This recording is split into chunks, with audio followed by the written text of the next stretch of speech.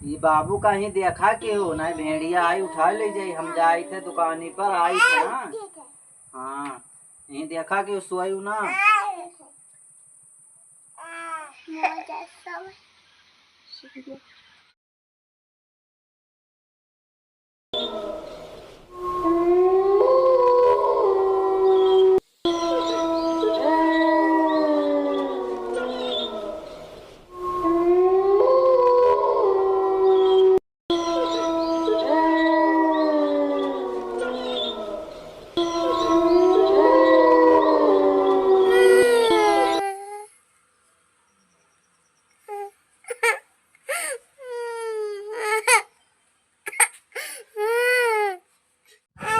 बाबू कहाँ गए रे? बाबू कहाँ गए?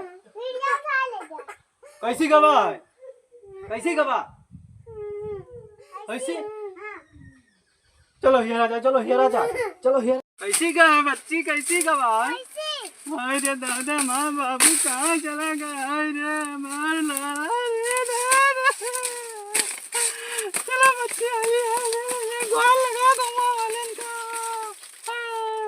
यही कहूँ है बच्ची रुआ था, यही कहूँ है। चलो देखा जाए तो चलो। हाँ बात है, चलो चलो चलो।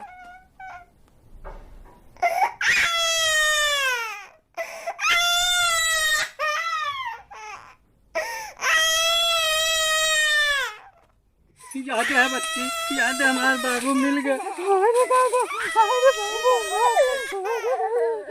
भाग दे भेड़िया, भाग चलो भेड़िया, भाग चलो।